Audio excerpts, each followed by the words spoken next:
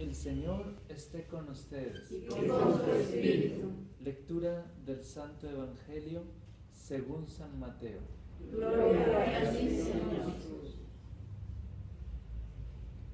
En aquel tiempo los discípulos de Juan fueron a ver a Jesús y le preguntaron: ¿por qué tus discípulos no ayunan, mientras nosotros y los fariseos sí ayunamos? Jesús les respondió: ¿cómo pueden llevar luto los amigos del esposo mientras él está con ellos? Pero ya vendrán días en que les quitarán al esposo y entonces sí ayunarán. Palabra del Señor. Gloria a ti, Señor Jesús. Si gustan sentarse un momentito, por favor.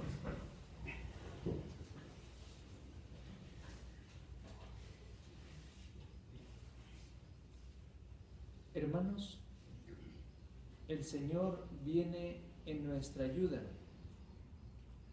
nos escucha y tiene misericordia de nosotros, como dice el Salmo 29:11.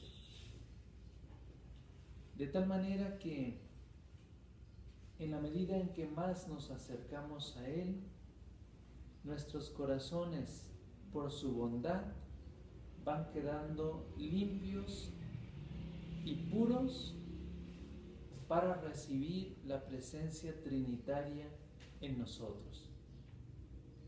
Hoy la oración colecta, antes de las lecturas, nos expresa cómo el exterior ha de sintonizar con el interior. Todo lo que hagamos ha de ser un reflejo vivo del interior. Que no haya propiamente ruptura entre lo interior y lo exterior. Es decir, que haya coherencia entre lo que pensamos, entre lo que sentimos, entre lo que expresamos y hacemos. Y dice de la siguiente manera: te pedimos, Señor, que tu bondad nos ayude a continuar las obras penitenciales que hemos comenzado, para que la austeridad exterior que practicamos vaya siempre acompañada por la sinceridad de corazón. Es decir, un rasgo distintivo del que ama a Cristo es su profunda sinceridad, su limpieza al hacer las cosas. Jesucristo nos dio un ejemplo claro y vivo de lo que queremos decir. Jesucristo es el reflejo de la luz eterna. Es una imagen perfectísima de la bondad de Dios. Como dice Hebreos 1:3, el Hijo de Dios, al descender, vino a exteriorizar la inmensidad divina, manifestada en la revelación de lo más íntimo de Dios. Es decir, Cristo puso de manifiesto la claridad divina entre nosotros. ¿Qué es lo más íntimo de Dios? Su amor, porque es la esencia propia de Dios, su infinito amor. En Cristo se expresó, podríamos decir así, la verdad interior de la Trinidad, de manera exterior, para enseñarnos que todo lo que hagamos ha de nacer de lo que somos. Lo que somos interiormente ha de expresar de una manera viva al exterior lo que hay en el interior. Cuando nosotros así vivimos, damos gloria a nuestro Padre Celestial. Esa era el hambre profunda de Cristo, solamente glorificar a la Trinidad. Era glorificar a su Padre Celestial. Ese era su anhelo más profundo y vivo. De tal manera que Él llegó a expresar: mi alimento es hacer la voluntad del que me envió y llevar a término su obra. Tal era ese su objetivo, que en el huerto de los olivos, en un sufrimiento extremo y profundo, donde suda gotas de sangre, dice Jesús: Padre, si es posible, aparta de mí este cáliz, pero que no se haga como yo quiero, sino como quieres tú. Esa es la absoluta disposición de Cristo a la obra de su Padre. No se haga como yo quiero, sino como tú quieres. Hoy la primera lectura del libro del profeta Isaías, en el capítulo 58, nos habla del verdadero ayuno. Cuando nosotros hablamos de ayuno, normalmente lo identificamos con la privación de alimento. Pero dice hoy el Señor: este es el ayuno que yo quiero de ti, que rompas las cadenas injustas y levantes los yugos opresores, que liberes a los oprimidos y rompas todos los yugos, que compartas tu pan con el hambriento y abras tu casa al pobre sin techo, que vistas al desnudo y no des la espalda a tu propio hermano. Ese es el sentido del verdadero ayuno. Es decir, que nos comportemos con rectitud y que respetemos los juicios de Dios y a la vez que hagamos su voluntad. Ese es el verdadero ayuno. Solo así viviremos auténticamente y estaremos abiertos al genuino ayuno, que, como dice San León Magno en su sermón 6 de la Cuaresma,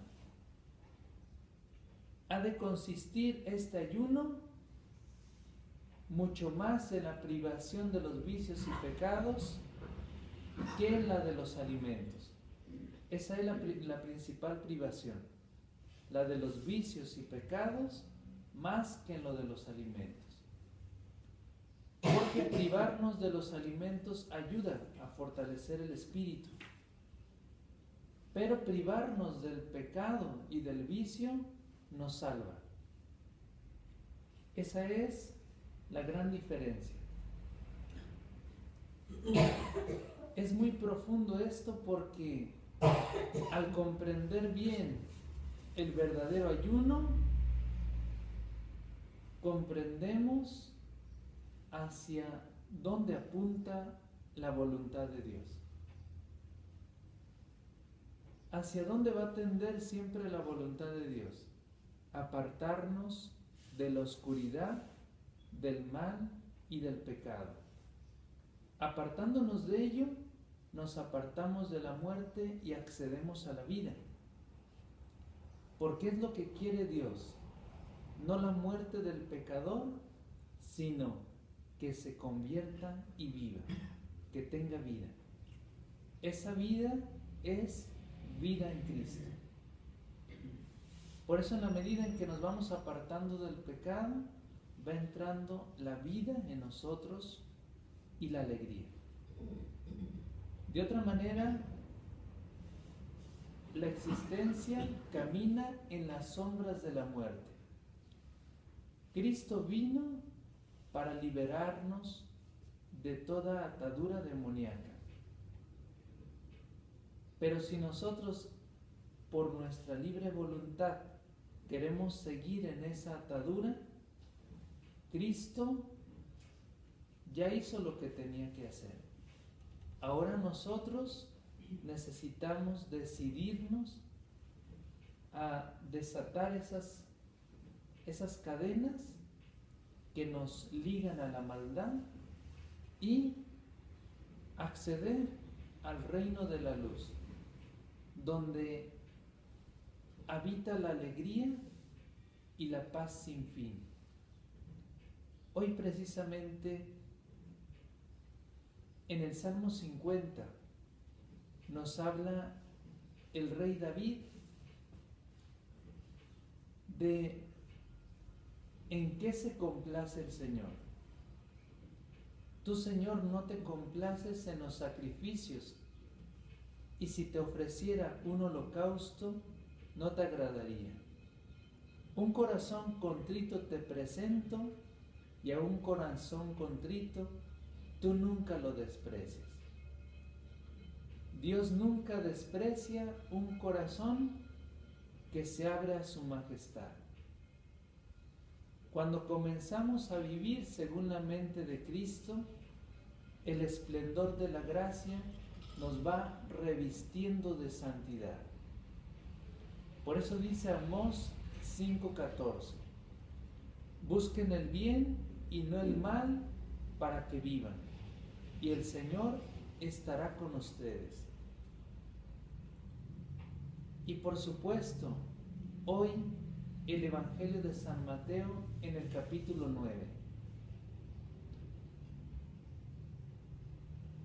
donde aparentemente Jesús rechaza el ayuno, pero vamos a entender las palabras que brotaron de los labios de Cristo, que es propiamente la sabiduría divina. Dice este evangelio tan largo, ¿verdad?, que leímos, que proclamamos. Dice: los discípulos de Juan fueron a ver a Jesús y le preguntaron: ¿por qué tus discípulos no ayunan, mientras nosotros y los fariseos sí ayunamos? Jesús le respondió: ¿cómo pueden llevar luto los amigos del esposo mientras él está con ellos? Pero ya vendrán días en que les quitarán al esposo y entonces sí ayunarán. Vamos a entenderlo en su verdadero sentido. Pregunta Jesús: ¿cómo pueden llevar luto los amigos del esposo mientras él está con ellos? ¿Quién es el esposo? Jesús. ¿Cómo hay que entender la encarnación de Cristo? Es decir, su descenso al vientre de María para después ser dado a luz para la salvación del mundo. La encarnación se interpreta en clave de bodas, porque la boda es unión. Cristo se unió con nuestra naturaleza. Por eso esa es la boda. Él es el esposo de la humanidad. Más bien es un motivo de gozo y alegría el participar de esa unión tan gloriosa entre lo divino y lo humano, y lo humano y lo divino. Es lo que nosotros en la misa queremos manifestar con la unión del agua y el vino. El sacerdote hace una oración que dice que el agua unida a este vino sea para nosotros el signo de la unión de nuestra humanidad con su divinidad, de nuestra pequeñez con nuestra grandeza, de nuestra finitud con su infinitud, de su inmensidad con nuestra sencillez y nuestra insignificancia. Ese es el verdadero sentido. Sin embargo, en la pasión sí tendrán que ayunar por la tristeza que provocará. Por eso dice Jesús: pero ya vendrán días en que les quitarán al esposo y entonces sí ayunarán. Porque Jesús les fue arrebatado violentamente para ser crucificado.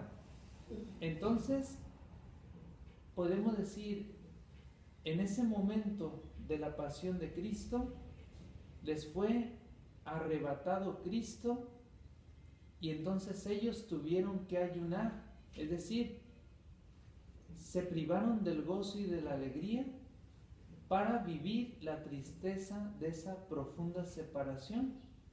Por eso Jesús les profetiza: ya vendrán días en que les quitarán al esposo y entonces sí ayunarán. Nosotros tenemos el gozo, la dicha y la alegría tan profundas y tan puras de que cada día podemos llevar en nosotros la presencia de Cristo, presencia sacramental y viva.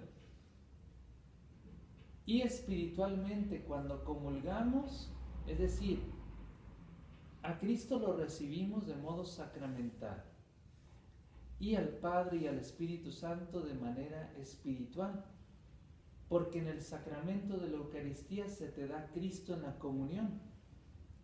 Pero como no puede estar separado el Padre del Hijo y del Espíritu Santo, ni el Hijo del Padre y el Espíritu Santo, ni el Espíritu Santo del Padre y el Hijo, hay esa conexión tan íntima, esa armonía tan profunda, que cuando nosotros recibimos al Espíritu Santo, recibimos al Padre y al Hijo.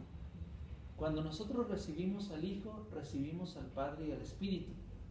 Cuando el Padre nos abraza, también nos abraza el Hijo y el Espíritu Santo.